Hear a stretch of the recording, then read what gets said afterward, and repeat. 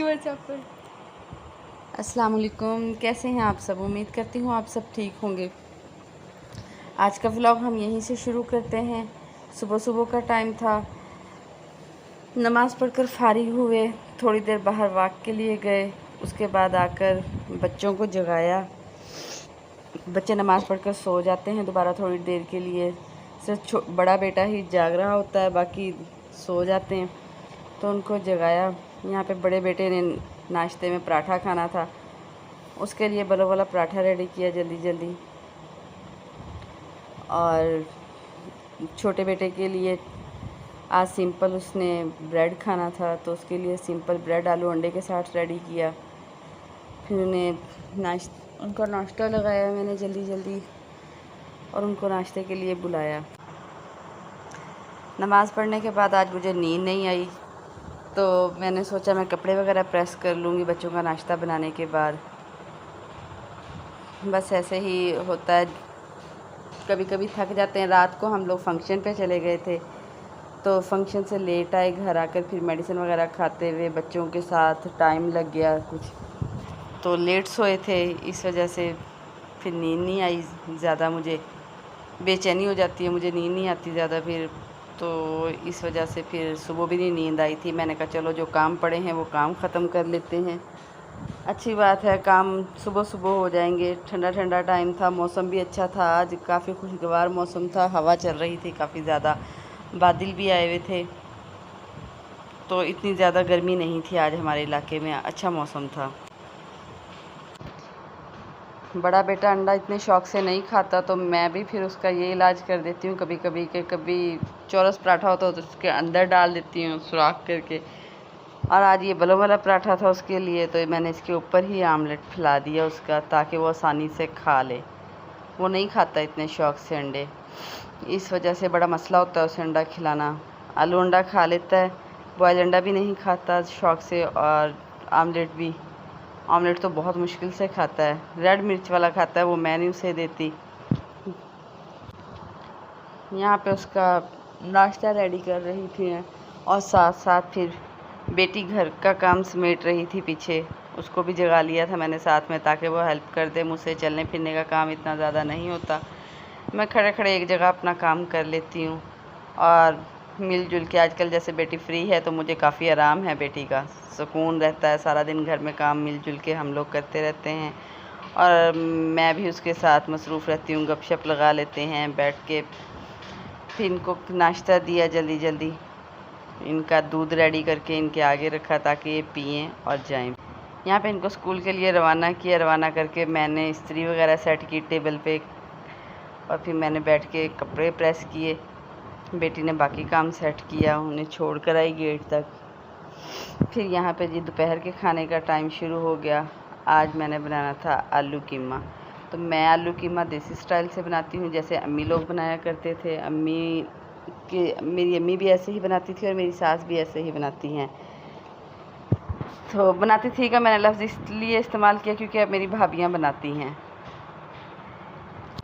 तो मैंने भी उसी स्टाइल से बनाया। मैंने यहाँ पे लहसुन, प्याज, टमाटर और नमक, मिर्च, हल्दी और साथ में नींबू डाल दिया इसमें, और साथ में ही इसमें मैंने कीमा ऐड कर दिया, और इसको फिर मैंने कुछ देर के लिए गलने के लिए रख दिया। जब कीमा गल गया तो फिर मैंने उसकी भुनाई शुरू की, और साथ साथ फिर बाकी काम चल रहे थे हमारे। बाहर भी गए हम, इस दौरान काम शाम किया हम लोगों ने सारा।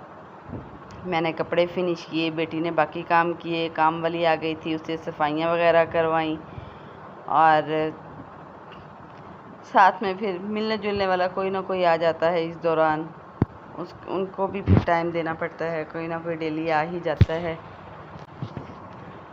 फिर बेटी ने इस दौरान में जी अंगूर का जूस बनाया, अच्छा बना, मज़े का था। अंगूर जैसे आजकल इतने ख़ास नहीं आ रहे, लेकिन उसका जूस बहुत मज़े का बना, मज़े का लगा मुझे। आड़ू के अलावा आज फ़र्स्ट टाइम अंगूर का अच्छा लगा, अच्छा बनाया था। उसके बाद यहाँ पे कीमा गल चुका था, मैंने फिर उसमें घी वगैरह डाला, खुश्क धनिया डाला, ज़ीरा डाला, और फिर उसकी भुनाई शुरू की।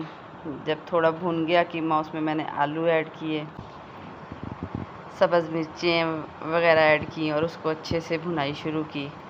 जब आलू वगैरह गल चुके थे तो मैंने हल्की सी उसमें ग्रेवी के लिए हल्का सा, ताकि नरम हो जाए, अच्छे से खाना खाया जा सके, उसमें मैंने हल्के से पानी डाला और ग्रेवी बना दी।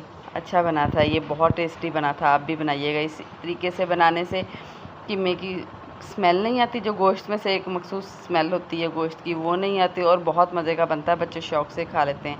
वैसे बच्चे नहीं खाते, रेड मीट बच्चे नहीं खाना पसंद करते ज़्यादा, लेकिन अगर आप इस तरीके से बनाएंगे तो इंशाल्लाह ताला मज़े का बनेगा। आपको उम्मीद करती हूँ आपको ये रेसिपी पसंद आएगी मेरी। इसके बाद जी हस्बैंड आ गए, सबको खाना डाल के दिया और ख़ुद भी खाया, साथ बैठ के सबको खाना खिलाया, सब कुछ समेटा। फिर किचन वगैरह बेटी ने रेडी किया। रोटी हम तंदूर से ही लगवाते हैं, दोपहर को नहीं घर बनाते।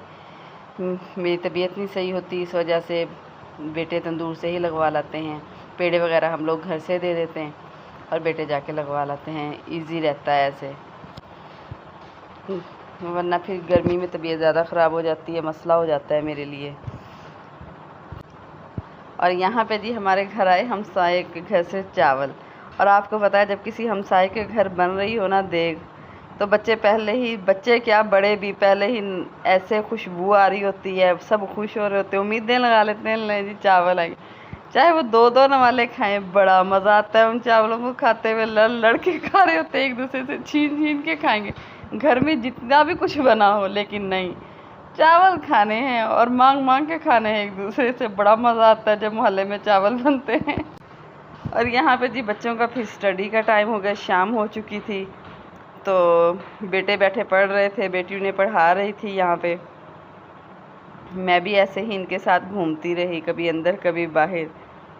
शुक्र है कवर कर रहे हैं थोड़ा थोड़ा। फिर मैं और बेटी गए दर्जन की तरफ। दर्जन से कुछ कपड़े उठाने थे, कुछ पैसे देने थे उसके। फिर हम दर्जन की तरफ गए, उधर कुछ टाइम लग गया हमें। रास्ते में बहुत मज़ा आया।